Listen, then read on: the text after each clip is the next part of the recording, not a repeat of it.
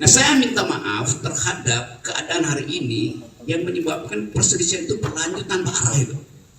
Tentu saya merasa, kok ini kenapa nggak bisa diselesaikan secara hukum? Di tengah konferensi pers, Rocky Gerung minta maaf, tapi bukan untuk Jokowi. Rocky Gerung meminta maaf atas kegaduhan yang terjadi di Indonesia karena berawal dari kritiknya. Meski demikian, Rocky Gerung merasa tidak bersalah atas pernyataannya terhadap Jokowi yang disebut publik sebagai hinaan. Menurut Rocky Gerung, pernyataan tersebut sekedar kritik dan bukan menghina Jokowi secara individu.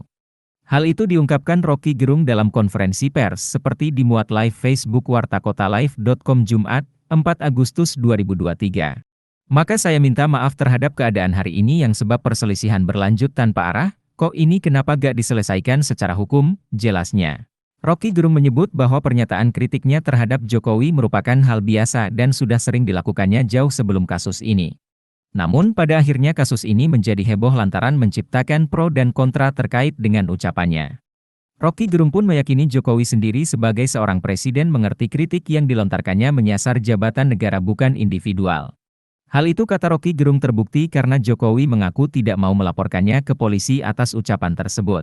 Diketahui sebelumnya pernyataan Rocky Gerung menuai kontroversi usai menghina Presiden Jokowi dengan kata-kata umpatan kasar.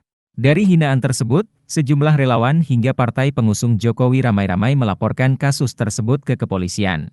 Namun hingga kini, Jokowi pun belum melaporkan hal itu ke kepolisian. Mahfud MD juga menyebut bahwa Presiden tidak mau kasus itu berlanjut ke ranah hukum. Nah, saya berterima kasih pada mereka.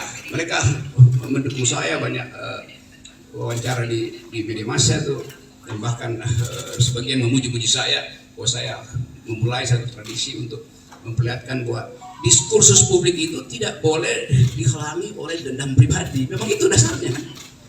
Jadi sekali lagi itu poinnya. Tetapi saya mengerti bahwa kasus ini kemudian membuka perselisihan di publik antara yang pro dan kontra.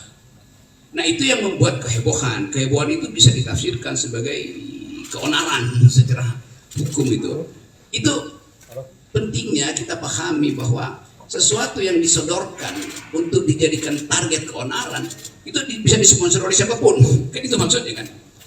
Nah, saya minta maaf terhadap keadaan hari ini yang menyebabkan perselisihan itu berlanjut tanpa arah itu.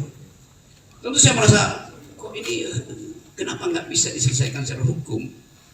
Jadi sekali lagi saya menyesalkan bahwa persoalan hukum yang dari awal saya katakan ini adalah kritik saya terhadap Presiden Jokowi yang saya ucapkan dengan sangat tajam, dan biasanya saya lakukan itu di mana-mana.